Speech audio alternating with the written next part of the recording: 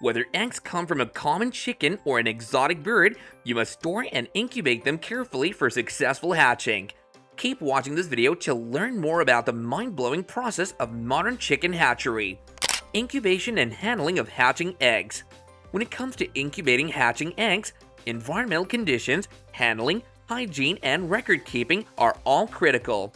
A fertilized egg is alive because it includes living cells that can develop into a viable embryo and subsequently into a chick.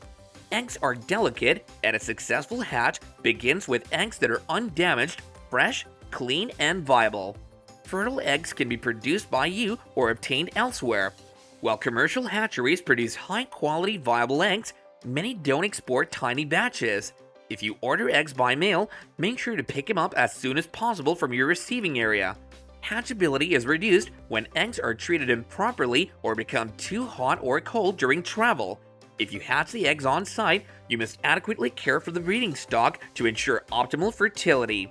Fertile eggs must be carefully gathered and stored until they're incubated. Keeping the eggs at optimal storage temperatures inhibits the embryo from beginning and terminating development, increasing embryo mortality. Collecting eggs on a regular basis and collectively preserving them postpones embryo development until you're ready to incubate them. When you have eggs to incubate, don't try to damage or contaminate them. To eradicate bacteria, wash your hands frequently. An incubator is just a box that keeps eggs at the proper temperature, humidity, and oxygen level. Incubators have variable capacities and adapters for different species of eggs. Automatic turners, humidifiers, and temperature controllers are common features of popular incubator types. Egg turners are typically sold separately for incubators that don't include them. Smaller incubators deploy a basic water reservoir, while humidifiers can spread water vapor as needed. Older water systems or newer digital thermostats regulate temperature. On a much larger scale, the hatchery recreates the ideal conditions for chicks to grow, mature, and hatch. When the eggs arrive, they're placed in an incubator where temperature, humidity, and ventilation are precisely controlled to provide an optimum environment for chick growth. When the chicks are about to hatch, they're transferred to a hatching room. They get some basic immunizations along the route, so they won't need antibiotics later. The chicks break through the shells after a few days in the hatching room.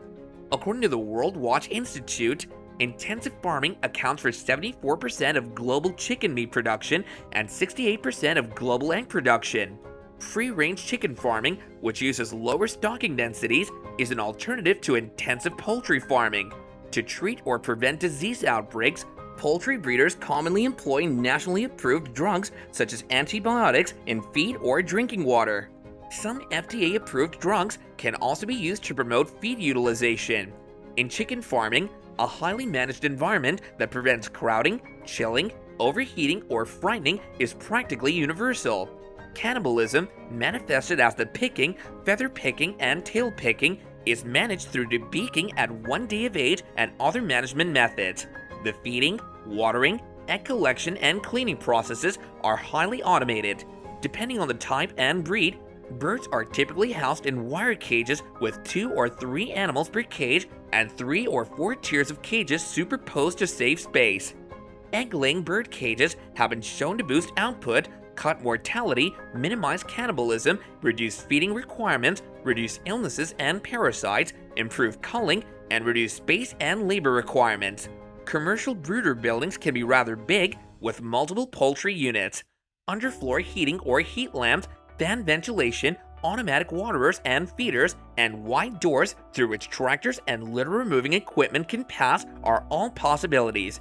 Roller farms raise birds for grocery shops, restaurants, and anywhere else that sells chicken for human consumption. Broiler production and welfare concerns. Artificial selection has greatly accelerated the development and slaughter weight of broilers. Between 1925 and 2005, the period necessary to reach 1.5 kg live weight reduced from 120 days to 30 days. Selection for rapid early growth, as well as feeding and management practices to support such growth, has resulted in a variety of welfare issues in current broiler strains. Given the huge number of individuals produced, the welfare of broilers is of great significance. In 2011, The United States produced roughly 9 billion broiler chickens. Some of the chicken is labeled raised without hormones, while others are not, but all chicken is devoid of added or artificial hormones and steroids. In fact, the use of additional hormones and steroids in chicken is prohibited by federal legislation. The raised without hormones chicken must also have a statement stating that no hormones are utilized in the production of any poultry raised in the United States. So why are the current chickens larger than the previous generations? Modern farming practices have advanced since their inception. Chickens are given a better start in life than before thanks to advanced nutrition and housing, good breeding, and ongoing connections with veterinarians. Farmers are raising larger, healthier chickens than ever before. Broiler birds or meat chickens can take up to 7 weeks to reach market weight. Workers trained in humane care arrive at the farm to catch each chicken by hand once they've attained the appropriate size and weight. Chickens are placed into holding cages or modular bins specifically intended for transit to the processing factory during this step. The goal is to keep birds from hurting themselves or other birds and allow air to flow. Poultry meat is the most extensively consumed meat in the world, supplying a significant portion of the world's population with high-quality animal protein. Global meat consumption continues to rise on an annual basis, with demand for chicken meat growing faster than for other types. Chicken meat is inexpensive and thus popular among the people of developing countries such as China and India. Furthermore, chicken is more popular since it's not prohibited by major religions, and chicken meat fits nicely into a balanced diet. However, the ever-increasing population of developing countries compensates for this on a global scale.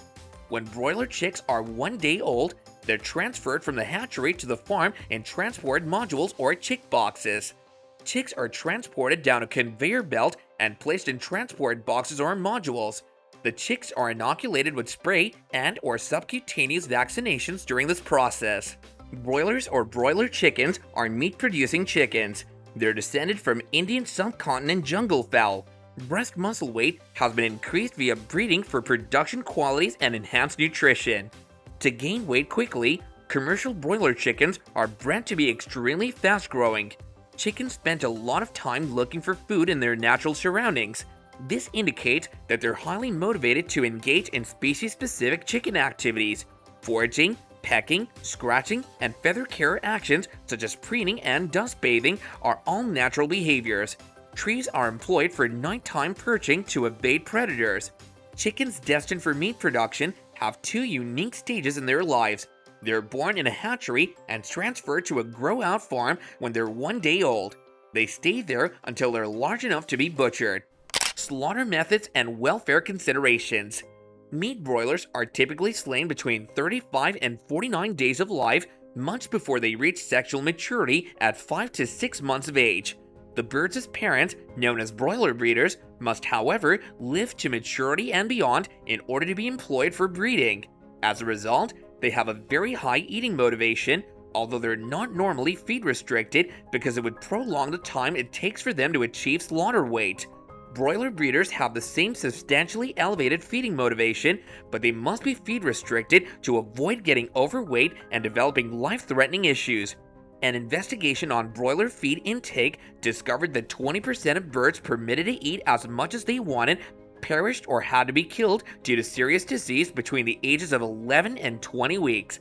The most prevalent technique of killing broiler chickens grown for food is live shackle slaughter, which is the industry standard for producers in the United States. This was all about the mind-blowing process of modern chicken hatchery. See you guys next time with another great video, and until then, take care and goodbye.